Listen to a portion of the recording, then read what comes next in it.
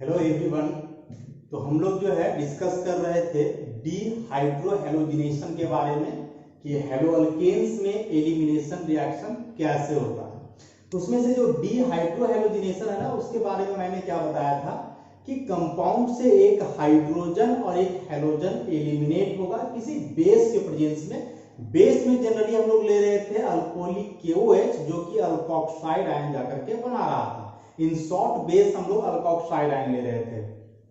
अभी जो डीहाइड्रोहेलोजिनेशन में मैंने बताया था कि जो हेलोजन हटेगा वह अल्फा कार्बन से, हाइड्रोजन हटेगा बीटा कार्बन से और अल्फा बीटा कार्बन के बीच आ जाएगा डबल बॉन्ड। जैसे इस कंपाउंड की बात करें हम लोग, ब्रोमीन जिस कार्बन से जुड़ा हुआ है कहलाएगा अल्फा कार्बन, बगल वाले को हम लोग बोलते हैं बीटा। बगल में भी कार्बन है तो इसको भी क्या बोलेंगे, बीटा।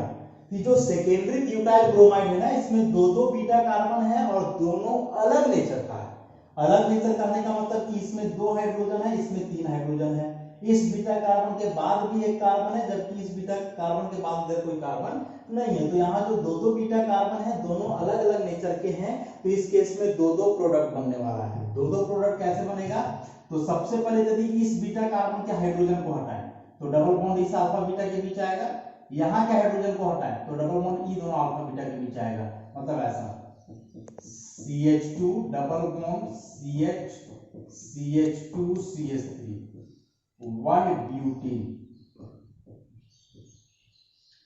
और यदि यहां से हटाएं तो डबल बॉन्ड इस जगह पे आ जाएगा ऐसा CH3 CH double bond CH CH3। This one is 2 butene. ई जो है बेस है, इसका काम है हाइड्रोजन को लेना, इससे कोई मतलब नहीं है। इसके मैकेनिज्म को डिस्कस किया ऑलरेडी हम। तो जब ये 2 ब्रोमो ब्यूटेन का हम लोग डीहाइड्रोहेलोजिनेशन करवाए बेस के साथ तो दो दो प्रोडक्ट बना, क्योंकि यहाँ दो दो बीटा कार्बन था, दोनों अलग नेचर के थे, 1 ब्यूटीन 2 ब्यूटीन। अब बात है कि दोनों में से मेजर प्रोडक्ट कौन होगा, कौन सा प्रोडक्ट ज्यादा अमाउंट में बनेगा और कौन सा प्रोडक्ट कम अमाउंट में बनेगा। तो यदि हम लोग बात करें दोनों अल्कीन के स्टेबिलिटी को, तो याद करो जब बेसिक में हाइपर कंजुगेशन इफेक्ट को मैंने डील किया था तो उस समय बताया था कि हाइपर कंजुगेशन के आधार पे अल्कीन के स्टेबिलिटी को एक्सप्लेन किया जा सकता है। और उसमें हम देखते क्या है, तो अल्फा हाइड्रोजन की संख्या, इसमें क्या है, कार्बन कार्बन डबल बॉन्ड, इसके बगल वाले को हम लोग बोलेंगे अल्फा। तो अल्फा कार्बन में 2 हाइड्रोजन, वैसे यहाँ कार्बन कार्बन डबल बॉन्ड, ई बगल वाले को अल्फा, ई बगल वाले को अल्फा।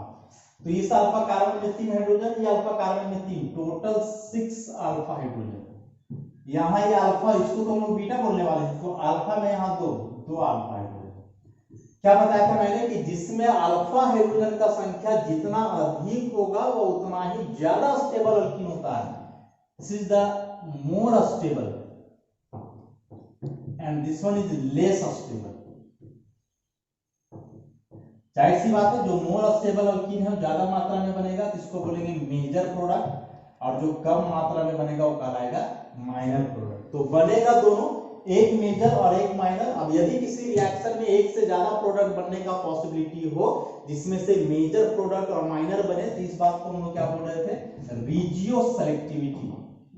रिजियो सेलेक्टिविटी मतलब डीहाइड्रोहेलोजिनेशन में यहाँ रिजियो सेलेक्टिविटी ऑपरेट हो रहा है।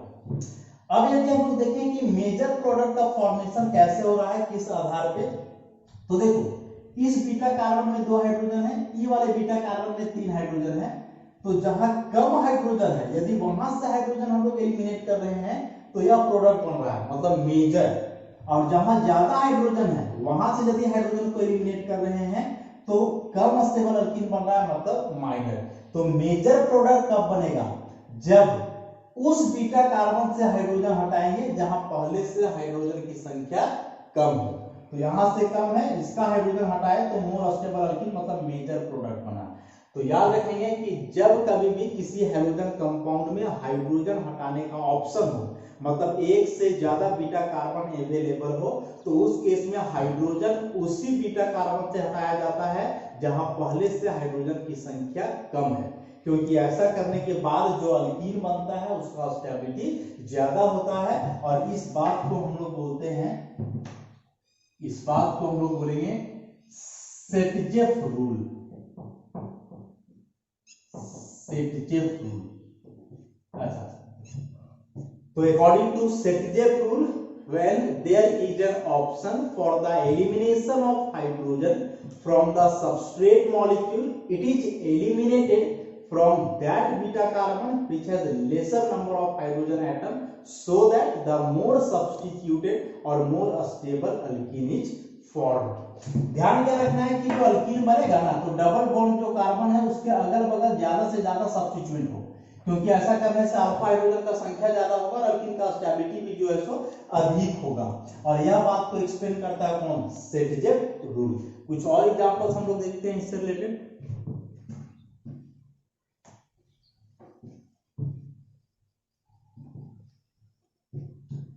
जैसे मान लो इस टाइप का अल्कीन हो,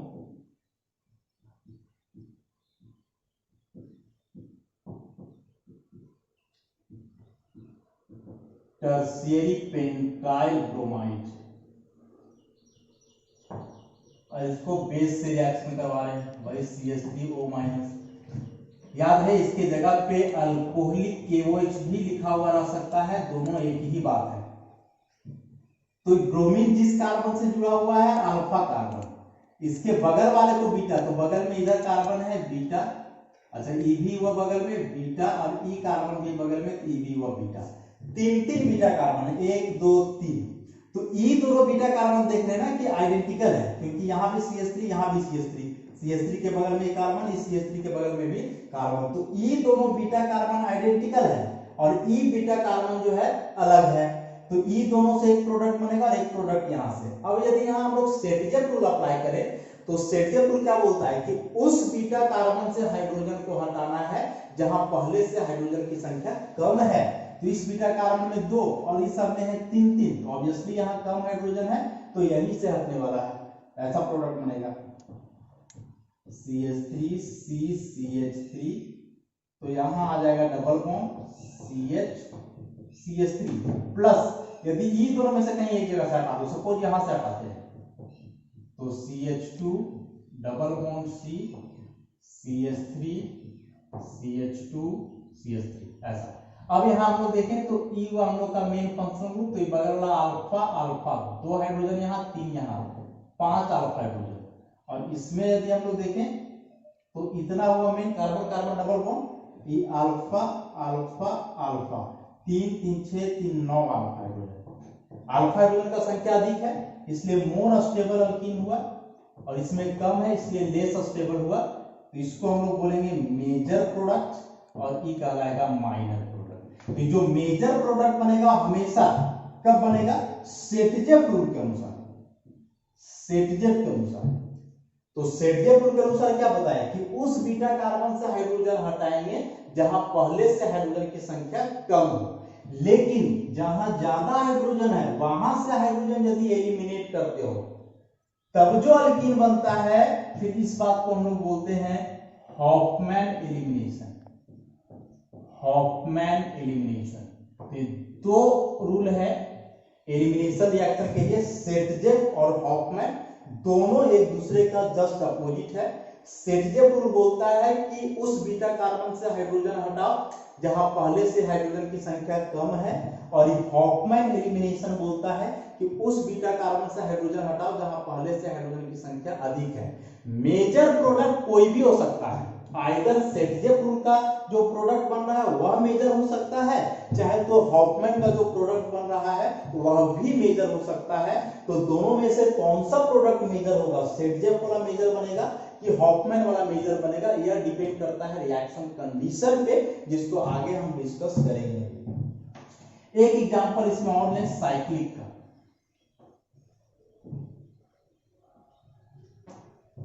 एक एग्जांपल और हम लोग लें साइक्लिक का, जैसे इस टाइप का कोई कंपाउंड,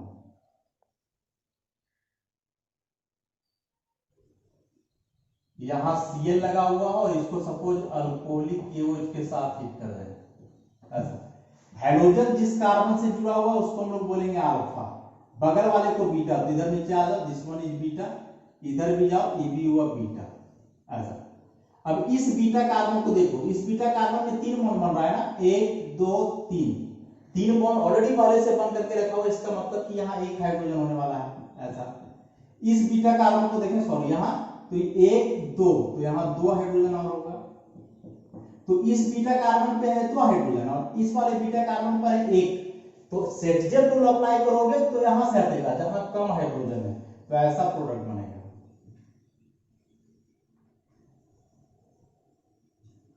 ये अल्फा कार्बन था और ये बीटा, यहाँ एक लगा हुआ स्टिचमेंट, तो यहां आ जाएगा डबल बॉन्ड। एक बीटा यहां से भी यदि हटाओगे तो फिर ऐसा प्रोडक्ट बनेगा।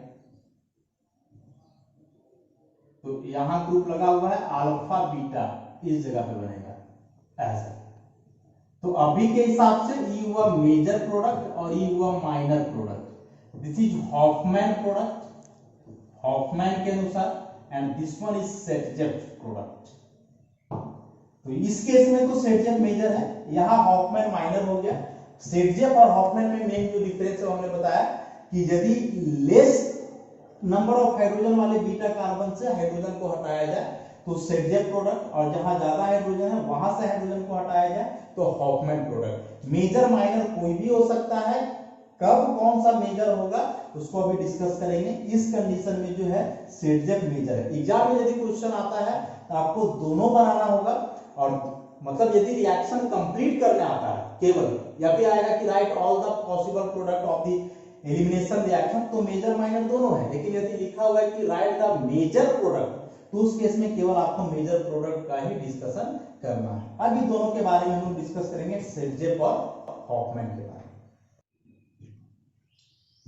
तो अभी जैसा मैंने बताया कि एलिमिनेशन जब हो, डीहाइड्रोहेलोजिनेशन अल्काइल हैलाइड का दो पॉसिबिलिटी है। पहला, उस बीटा कार्बन से हाइड्रोजन हटाओ जहां पहले से हाइड्रोजन की संख्या कम है, तब जो प्रोडक्ट बनेगा जिस रूल के हिसाब से उसको हम लोग सेटजेप बोलेंगे। और यदि उस बीटा कार्बन से हाइड्रोजन हटाते हो जहां पहले से हाइड्रोजन की संख्या अधिक है, हॉफमैन कहलाएगा। अब बात है कि कब सेटजेप होगा और कब हॉफमैन होगा, कुछ पॉइंट हमने लिख करके रखा है।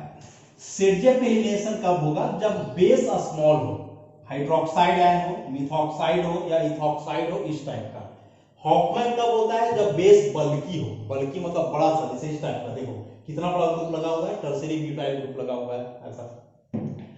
गुड लिविंग ग्रुप मतलब जो हैलोजन एटम है, मतलब जो हटने वाला ग्रुप है वो बढ़िया होना चाहिए। बढ़िया मतलब साइज बड़ा, जैसे क्लोरीन, ब्रोमीन, आयोडीन वगैरह टाइप का। और भी ग्रुप्स हो सकते हैं इसमें। इसमें poor leaving group, poor leaving group मतलब वो ग्रुप आसानी से हटेगा नहीं, साइज छोटा होता है। यदि हैलोजन की बात करें तो क्लोरीन पुअर लिविंग ग्रुप है, या फिर ऐसा कोई ग्रुप हो सकता है, या फिर इस टाइप का भी ग्रुप रह सकता है।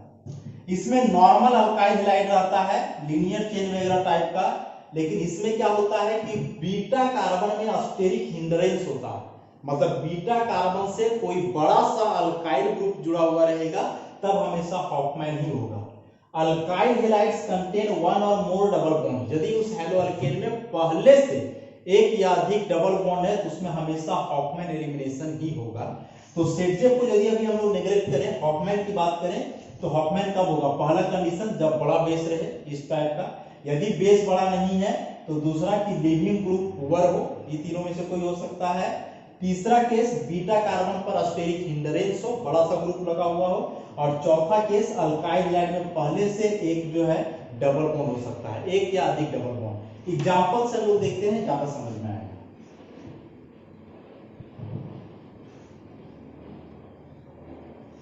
तो सबसे पहला बेस इज बल्की, जब कोई बल्की बेस हो तब।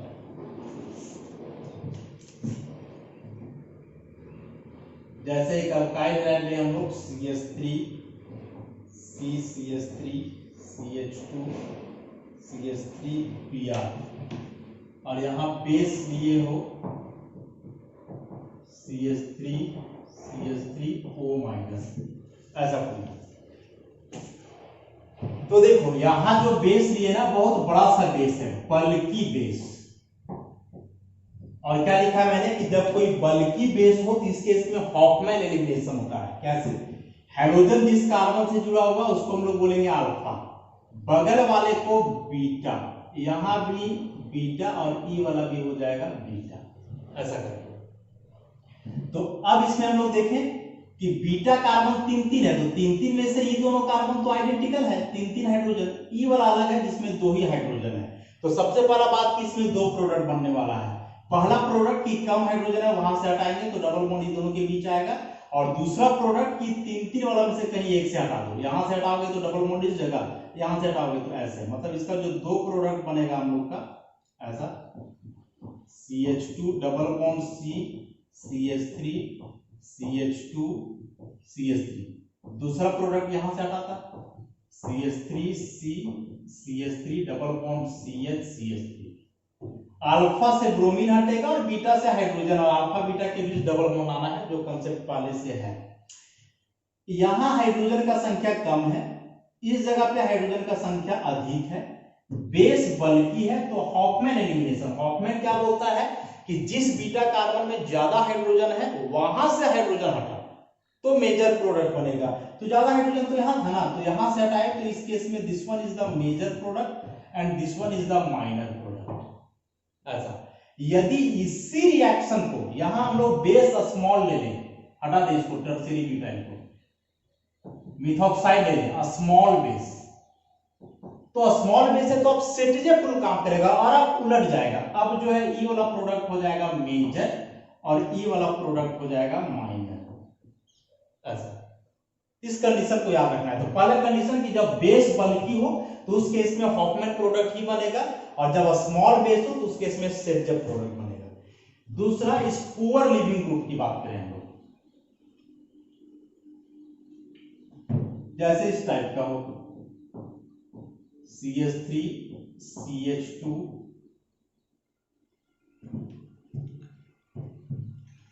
CHF CH3, और बेस यहां नॉर्मल ही रहे मिथॉक्साइड है, तो बेस से अब यहां हम लोग को मतलब नहीं। अब यहां देखो ये जो हटने वाला ग्रुप है हैलोजन, फ्लोरीन सबसे छोटा, और क्या लिखेंगे फ्लोरीन जो है पुअर लिविंग ग्रुप होता है, पुअर लिविंग ग्रुप। ऐसा तो ई हुआ अल्फा कार्बन, ई हुआ बीटा कार्बन, दो प्रोडक्ट बनेगा, एक बार बीटा यहां से हाइड्रोजन हटेगा तो डबल बॉन्ड आ जाएगा, एक बार यहां से हटाओगे तो डबल बॉन्ड यहां आएगा, ऐसा CH3 CH double bond CH CH3 plus CH3 CH2 CH double bond CH2, ऐसा करके बनेगा प्रोडक्ट।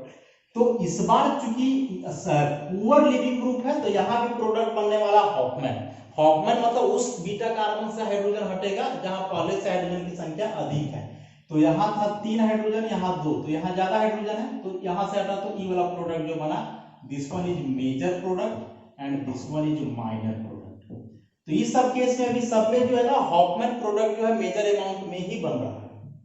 अब तीसरा देखें steric hindrance at beta carbon, beta carbon पर अस्टेरिक हिंडरेंस कैसे आएगा।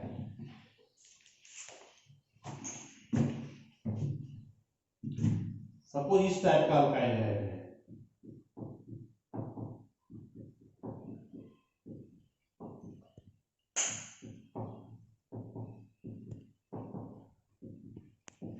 Br और यहां C2H5O माइनस। ऐसा बेस तो यहां नॉर्मल ही है, स्मॉल ग्रुप है, बेस से कोई मतलब नहीं है। अब इसको देखो ब्रोमीन जिस कार्बन से जुड़ा हुआ अल्फा, ये बगल वाला हुआ बीटा, ई वाला भी हो गया बीटा, तो ई दोनों बीटा कार्बन तो नॉर्मल है ना, कार्बन में 3 हाइड्रोजन, इस कार्बन में भी 3 हाइड्रोजन, लेकिन इस बीटा कार्बन को देखो 2 हाइड्रोजन है और तीसरा ई जो है तो बड़ा सा ग्रुप है। This is the steric hindrance, steric hindrance.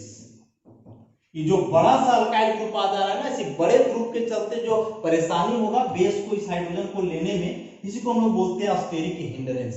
Steric hindrance को ऑलरेडी मैंने डिस्कस करके रखा है जब SN1 SN2 रिएक्शन को डिस्कस कर रहे थे उस समय।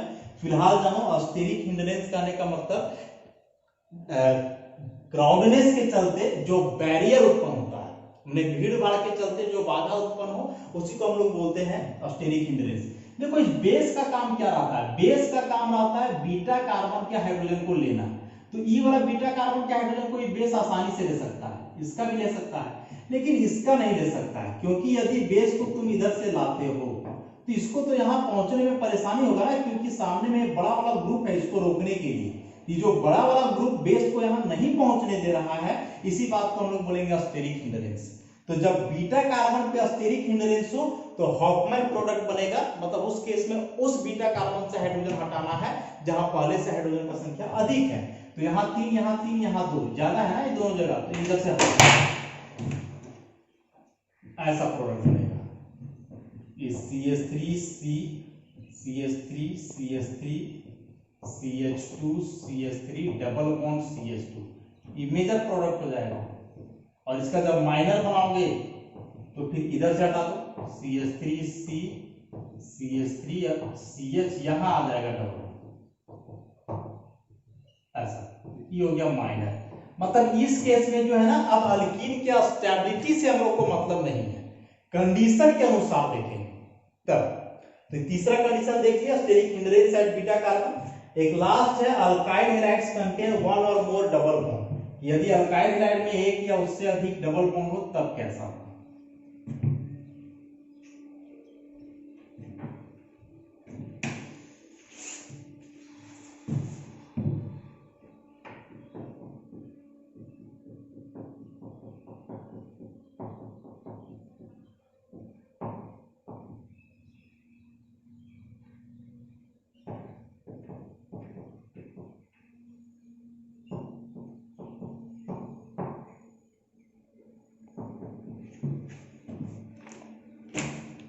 ऐसा इस टाइप का अल्काइल हैलाइड हो तो ब्रोमीन जिस कार्बन से जुड़ा हुआ अल्फा, उसके बगल वाले को बोलेंगे बीटा। ऐसे यहां भी है बीटा, इस तरह से। इस बीटा कार्बन में एक हाइड्रोजन, इस बीटा कार्बन में 2 हाइड्रोजन। तो सेटजेप रूल के अनुसार यदि हम लोग चलेंगे तो यहां से हाइड्रोजन हटेगा क्योंकि कम है, और हॉफमैन के हिसाब से चलेंगे तब यहां से हटेगा जहां ज्यादा है। क्योंकि अब देखना क्या है कि जो कंपाउंड है ना, उसमें देखो एक डबल बॉन्ड आया हुआ है, और क्या लिखें कि जब उसमें कम से कम एक डबल बॉन्ड हो तो उसके इसमें हॉफमैन प्रोडक्ट बनेगा। हॉफमैन मतलब जहां ज्यादा हाइड्रोजन है वहां से, तो इस अल्फा कार्बन से ब्रोमीन और इस बीटा से हाइड्रोजन, मतलब ऐसा product CH2 CH CH CH CH और यहाँ CH3 CH3 ऐसा। अब E जो है मेजर प्रोडक्ट हुआ। मेजर क्यों हुआ? क्योंकि इस अल्कीन को देखो, this is conjugated alkyne. Conjugated मतलब हुआ कि अल्टरनेट सिंगल डबल बॉन्ड है, double bond single double single ऐसे। और यदि कंजुगेटेड अल्कीन होना तो उसमें रेजोनेंस होता है, और रेजोनेंस होने के चलते उसका स्टेबिलिटी जो है बढ़ जाता है। सपोज इस बीटा कार्बन से हाइड्रोजन हटाओ जहां कम है, तो ऐसा करने के बाद एक प्रोडक्ट हम लोग के पास ऐसा बनने वाला है, CH2 CH ऐसा CH3 CH3। अब यहां देखो कि E double bond single bond फिर यहां डबल बॉन्ड, तो ये नन कंजुगेटेड हुआ। कंजुगेशन नहीं है मतलब इसका रेजोनेंस पॉसिबल नहीं है, और जिसका रेजोनेंस पॉसिबल नहीं हो वो कम स्टेबल होगा उसके तुलना में जिसमें रेजोनेंस पॉसिबल है। तो यदि कंपाउंड में एक या अधिक डबल बॉन्ड है तो उस केस में याद रखेंगे हम लोग कि हॉफमैन एलिमिनेशन को ही फेवर करेंगे, मतलब जहां ज्यादा हाइड्रोजन है वहां से हटाएंगे, क्योंकि ऐसा करने के बाद जो अल्कीन बनता है वह कंजुगेटेड होता है जो कि ज्यादा स्टेबल होता है, इसलिए हो जाएगा मेजर प्रोडक्ट। इसी में एक एग्जांपल हम लोग और देखें। सपोज इस टाइप का हाइड्रोजन कंपाउंड है ऐसा, यहां बेंजीन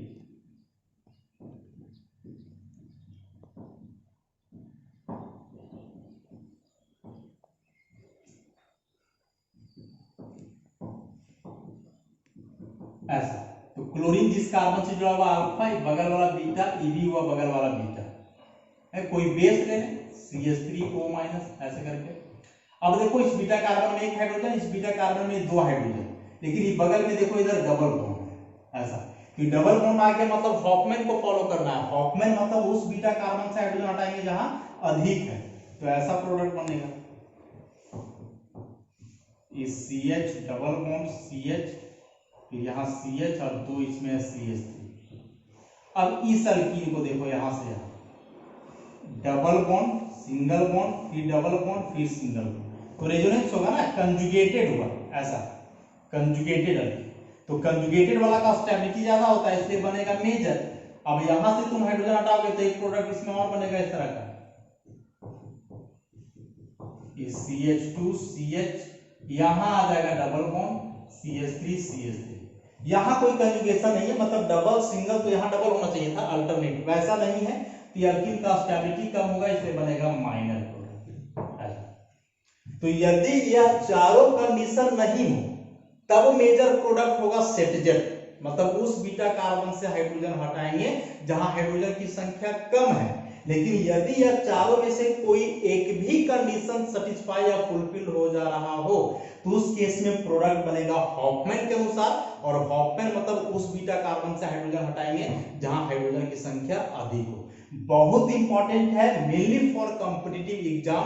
एकेडमिक एग्जाम में जो क्वेश्चन आता है वह जनरली सेटजेफ का ही आता है, लेकिन जब आप कॉम्पिटिटिव एग्जाम लिखोगे तो उसमें ज्यादा कंट्रीब्यूशन हॉफमैन का होता है और हॉफमैन के लिए कंडीशंस को आपको जो है याद रखना पड़ेगा तभी।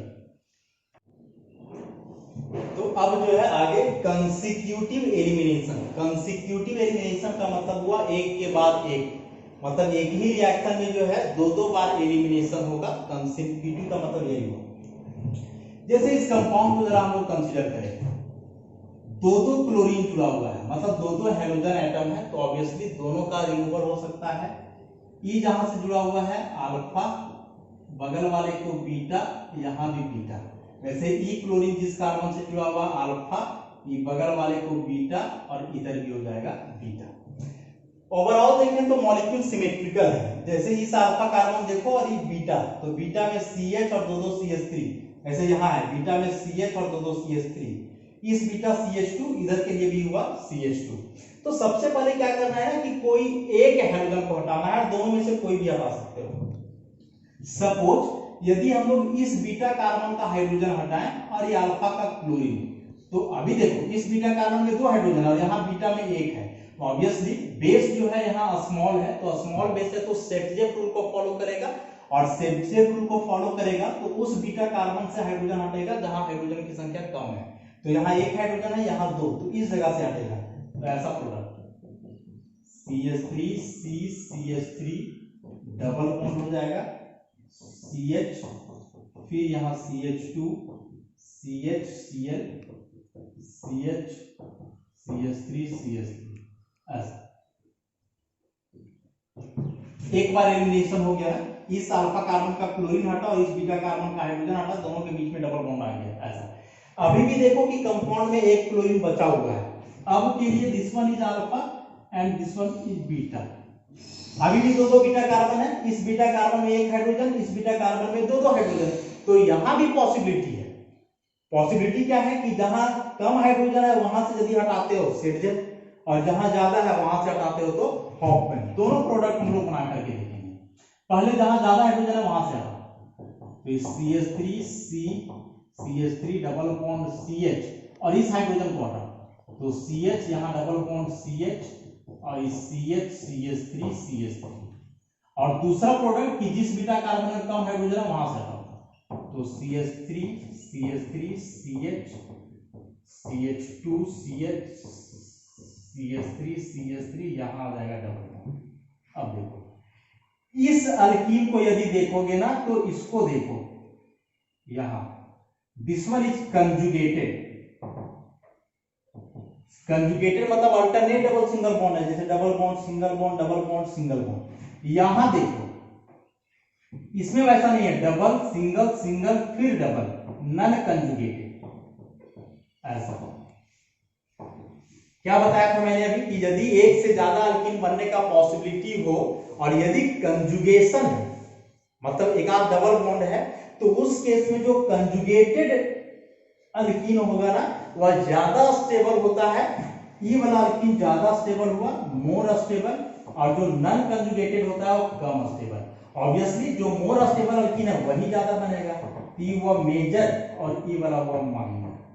तो इस रिएक्शन में तो क्या देखेंगे कि पहला स्टेप में जब एलिमिनेशन हुआ तो फॉलो किया सेटजेफ को, लेकिन जब सेकेंड स्टेप में एलिमिनेशन करवाया हमने तो यहां एक फॉलो किया हॉफमैन को। कैसे? तो सेटजेफ मतलब क्या कि उस बीटा कार्बन से हाइड्रोजन हटाया जहां कम था। यहाँ हॉफमैन का मतलब क्या कि उस बीटा कार्बन से हाइड्रोजन हटाया जहां हाइड्रोजन ज्यादा था। तो एक ही रिएक्शन में सेटजेफ और हॉफमैन ऐसे दोनों ऑपरेट हो सकते हैं, वह डिपेंड करेगा बनने वाले अल्कीन के स्टेबिलिटी पे। यह याद रखो कि यदि कंपाउंड में ऑलरेडी पहले से डबल बॉन्ड है, जैसा कि मैंने बताया था यहाँ पहले से डबल बॉन्ड है, इस कंपाउंड को देखें तो वहां हमेशा हॉफमैन एलिमिनेशन ही होना है। शुरुआत में सेटजेफ हुआ, लेकिन यहाँ चूंकि डबल बॉन्ड आ गया तो यहाँ क्या होने वाला है, हॉफमैन। और इस तरह से जो है प्रोडक्ट बना, एक के बाद एक एलिमिनेशन हुआ, इसलिए इसको बोलेंगे कंसेक्यूटिव एलिमिनेशन। एक रिएक्शन मैंने इधर और लिखा है,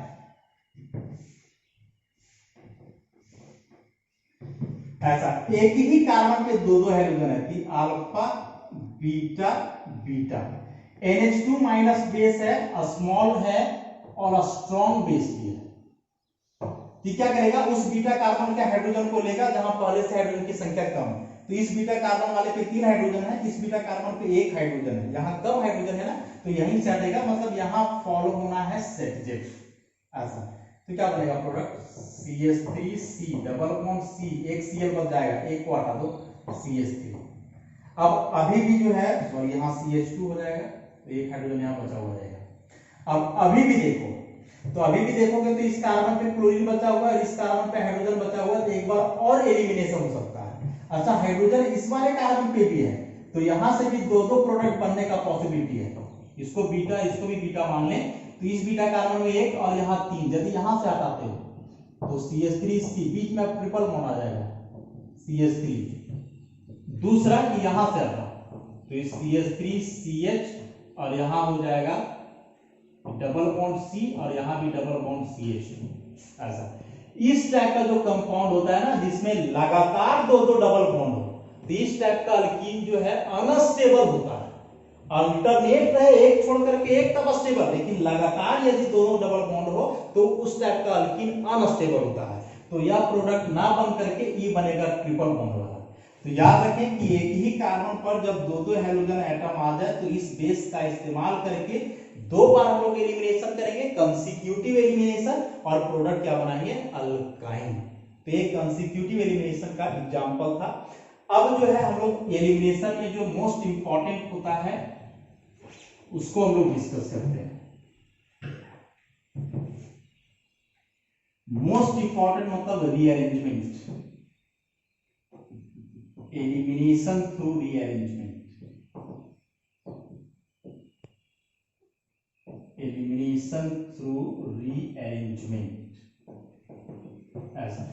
इस रीअरेंजमेंट को जो है मैंने एक बार और डिस्कस किया है जब प्रिपरेशन बता रहा था मैं हेलोअल्केन का उस समय, कि रीअरेंजमेंट का मतलब होता क्या है कि इस केस में जो रिएक्शन के दरमियान इंटरमीडिएट बनता है उसका रीअरेंजमेंट होता है। तो इंटरमीडिएट का का मतलब कार्बोकेटायन कार्बोनाइन इस टाइप का। तो यदि कार्बोकेटायन का फॉर्मेशन हो रहा है तो रीअरेंजमेंट के दरमियान एक लेस स्टेबल कार्बोकेटायन बदलता है मोर स्टेबल कार्बोकेटायन में। और रीअरेंजमेंट कैसे होता है, तो मिथाइल ग्रुप का शिफ्टिंग होता है 1 से 2 पोजीशन पे, या फिर हाइड्राइड का शिफ्टिंग होता है। एग्जांपल भी इसको हम लोग समझे, इसको जैसे कोई इस टाइप का अल्काइल हैलाइड दिया हुआ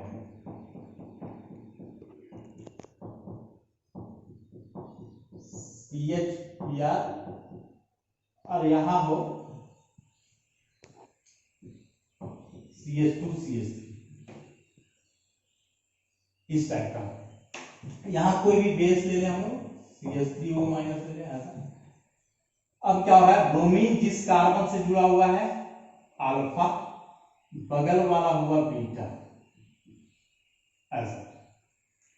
अब जरा देखो, इस बीटा कार्बन में 2 हाइड्रोजन और ई वाले बीटा कार्बन में तो कोई हाइड्रोजन ही नहीं रहा। इस बीटा कार्बन में 2 हाइड्रोजन और ई वाले बीटा कार्बन में कोई हाइड्रोजन ही नहीं है। ऑब्वियसली यहां से हाइड्रोजन कभी नहीं हटेगा, हटेगा तो यहीं से हटेगा। तो प्रोडक्ट बन जाएगा अल्फा बीटा के लिए डबल बॉन्ड, मतलब ऐसा product CH3 CH3 CH3 CH double bond CH CH3। इस प्रोडक्ट को हम लोग एक्सपेक्ट करेंगे, लेकिन एक्चुअली इस रिएक्शन के दरमियान यह प्रोडक्ट बनता ही नहीं है। तो कैसे बनता है प्रोडक्ट, उसके लिए हम लोग जो है इसके मैकेनिज्म को कंसीडर करते हैं तो पता चलेगा। याद करो कि जब डिस्कशन कर रहे थे एलिमिनेशन का, तो इवन एलिमिनेशन जो था उसमें मैंने क्या बताया था कि सबसे पहले हैलोजन का होता है आयोनाइजेशन ऐसा, CH3 CH3 CH3 CH पे आ जाएगा प्लस और ये हुआ CH2 CH3 ऐसा। अब देखो कि प्लस जिस कार्बन पे इसके अगल बगल में 2 कार्बन है, दिस इज 2 डिग्री कार्बोकेटायन ऐसा। और हम लोगों ने पढ़ा है कि 2 डिग्री कार्बोकेटायन से भी ज्यादा स्टेबल कौन होता है, 3 डिग्री कार्बोकेटायन। अभी 3 डिग्री कार्बोकेटायन में कैसे कन्वर्ट होगा जरा देखो। ये पूरा मिथाइल ग्रुप को शिफ्ट कर दो यहाँ, तो ऐसा करने से हो जाएगा CH3 CH3 CH CH3 CH2 CH3। अब यहाँ आ गया पॉजिटिव चार्ज। अब जिस कार्बन पे पॉजिटिव चार्ज है ना, इसके अगल बगल में 3 आ गया, ऑब्वियसली यह 3 डिग्री कार्बोकेटायन है ऐसा। और 3 डिग्री कार्बोकेटायन का स्टेबिलिटी ज्यादा होता है, दिस इज मोर स्टेबल, इसका कम होता है ना, लेस स्टेबल। तो रीअरेंजमेंट के दरमियान हम लोग क्या देख रहे हैं कि जो एक लेस स्टेबल कार्बोकेटायन है वह कन्वर्ट हो रहा है मोर स्टेबल कार्बोकेटायन में। कैसे? तो मिथाइल ग्रुप का शिफ्टिंग करके, this is called 1 to methyl shift, 1 to methyl shift. क्योंकि इसका स्टेबिलिटी ज्यादा है इसलिए इस इक्विलिब्रियम एरो को हम लोग ऐसे दिखाएंगे, ई वाला एरो को बड़ा रखेंगे, मतलब ई इसमें कन्वर्ट हो इसका पॉसिबिलिटी ज्यादा है, और ई वापस इसमें जाए इसका कम है पॉसिबिलिटी, क्योंकि इसका स्टेबिलिटी जो है ज्यादा है। अब मानो इसको अल्फा और ई मानो बीटा और ई भी मानो बीटा, तो इस बीटा में 3 हाइड्रोजन, इस बीटा में 1। सेट को फॉलो करेंगे तो कहां से हाइड्रोजन हटेगा? जहां कम है, तो यहां से हटा दो हाइड्रोजन ऐसा। ये जो हाइड्रोजन है इसको क्या करो, हाइड्रोजन का बॉन्ड को यहां शिफ्ट करवा दो, तो ये जो H+ है इसको कौन ले लेगा? यहाँ जो बेस हम लोग लिए हैं वो बेस ऐसा, ये CH3O- है, तो ये बेस इस H को ले लेगा, बीच में यहां आ जाएगा डबल बॉन्ड, ऐसा है हाइड्रोजन हट के।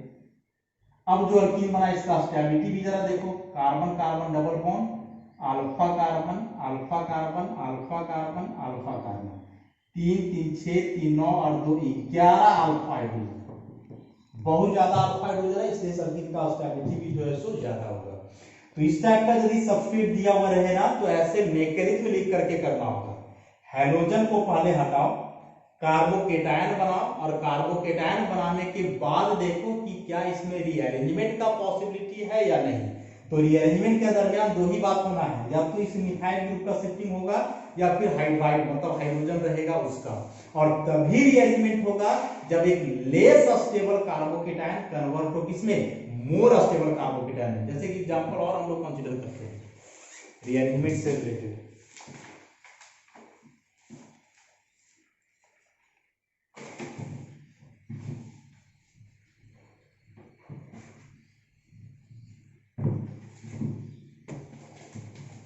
तो एग्जांपल हम लोग ने ऐसा CH3 CH double bond CH CH2 CH यहाँ Br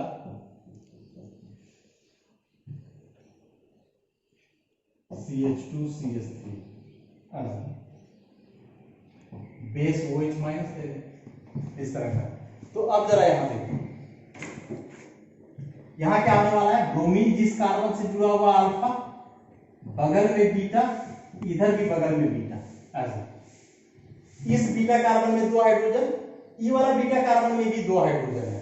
क्योंकि दोनों जगह हाइड्रोजन का संख्या बराबर है, तो ऑब्वियसली यहां स्टेटजेब और हॉफमैन का तो बात आने से रहा। तो इसका क्या करो, मैकेनिज्म लिख करके देखो। ब्रोमीन को सबसे पहले हटाओ, तो हटाओगे तो क्या होगा? CH3 CH CH CH2 CH plus, ये हो जाएगा CH2 CH3। This is 2 degree carbocation, अगल बगल 2 कार्बन है। लेकिन यदि इस वाले बीटा कार्बन का जो हाइड्रोजन है इसको शिफ्ट कर दे हम लोग यहां, 1 to hydride shift, hydride shift. Hydride इसको क्यों बोल रहे हैं? क्योंकि हाइड्रोजन बॉन्ड सही जा रहा है ना, तो बॉन्ड में 2 इलेक्ट्रॉन है, तो 2 इलेक्ट्रॉन का माइनस आ जाएगा ऐसा। तो क्या हो जाएगा? CH3 CH double bond CH CH, अब इस पर आ जाएगा प्लस, ये हो जाएगा CH2 CH2 CH3। अभी भी यह 2 डिग्री कार्बोकेटायन ही है, लेकिन यहां जो है ये 2 डिग्री अल्काइल कार्बोकेटायन, और यहां ये 2 डिग्री एलाइल कार्बोकेटायन। देखो ये जो है डबल बॉन्ड का कार्बन है, डबल बॉन्ड के बगल वाले कार्बन को एलाइल कार्बन, और उस पर पॉजिटिव चार्ज है, तो एलाइल कार्बन पे पॉजिटिव चार्ज है, इसलिए एलाइल कार्बोकेटायन। और पढ़ा है हम लोगों ने कि जो एलाइल कार्बोकेटायन है ना, उसका स्टेबिलिटी अल्काइल से अधिक होता है। रीजन कि बगल में डबल बॉन्ड है, तो ऐसा रेजोनेंस होगा, इसका पॉजिटिव चार्ज जो है हट जाएगा। तो यहां जो रीअरेंजमेंट हुआ 1 to हाइड्राइड शिफ्टिंग के द्वारा, और यहां भी एक लेस स्टेबल कार्बोकेटायन बदल रहा है किसमें? मोर स्टेबल में। 2 डिग्री अल्काइल का स्टेबिलिटी कम होता है, लेस स्टेबल, और जो 2 डिग्री एलाइल है इसका स्टेबिलिटी ज्यादा होता है, मोर स्टेबल अब इसको देख लो, इसको यदि अल्फा माने तो बगल में एक बीटा हुआ, अब इसके हाइड्रोजन को हटा दो ऐसा, तो अब इसका हाइड्रोजन यहाँ शिफ्ट कर जाएगा। ये जो हाइड्रोजन इसको कौन लेगा, यहाँ से जो बेस हमने लेकर के रखा है वो H माइनस, ये H को ले लेगा, तो प्रोडक्ट क्या बनेगा CH3 CH double bond CH CH double bond CH CH2 CH3, यही प्रोडक्ट हुआ। इसका एक और बेनिफिट हुआ कि इसको जरा देखो, this one is conjugated alkene, alternate double bond single bond है, double bond single bond double bond single bond, और कंजुगेटेड है मतलब स्टेबिलिटी उसका ज्यादा होगा, और ज्यादा होगा तो वही प्रोडक्ट बनेगा। तो ऐसा रीअरेंजमेंट वाला केस भी जो है बहुत इंपॉर्टेंट हुआ। दो तरह का हो सकता है, आइदर मिथाइल ग्रुप का शिफ्टिंग या फिर हाइड्राइड ग्रुप का शिफ्टिंग। शिफ्टिंग तभी होगा जब एक लेस स्टेबल कार्बोकेटायन बदले मोर स्टेबल में। कौन सा कार्बोकेटायन लेस और कौन सा मोर स्टेबल होता है, इसका बहुत डिटेल एक्सप्लेनेशन मैंने दिया है कार्बोकेटायन जब पढ़ा रहे थे बेसिक्स ऑफ ऑर्गेनिक केमिस्ट्री में, तो वहां से इसको आप लोग देख लो एक बार फिर और समझो। तो इस तरह से अल्काइल हैलाइड्स के जो एलिमिनेशन रिएक्शंस थे उसको जो है आज हमने कंप्लीट किया, और बहुत ज्यादा केसेस इसमें कंसीडर किए जो कि बहुत ही इंपॉर्टेंट है एग्जामिनेशन के लिए, इसलिए इसको आप लोग अच्छे से देखो, नोट्स के थ्रू जाओ। नोट्स में मैंने जो है शायद हॉफमैन को क्लियर नहीं किया है, या हॉफमैन का डिस्कशन भी बहुत ज्यादा नहीं किया है, तो आप लोग वीडियो के थ्रू जो है इसको करो। क्योंकि हॉफमैन एलिमिनेशन क्लास 12 के सिलेबस में नहीं है, इसलिए नोट्स में मैंने नहीं लिखा है, लेकिन कॉम्पिटिटिव एग्जाम के लिए बहुत इंपॉर्टेंट है हॉफमैन एलिमिनेशन, और ये जो रीअरेंजमेंट दिया है वो, इसलिए इसको आप लोग अच्छे से देखो समझो। धन्यवाद।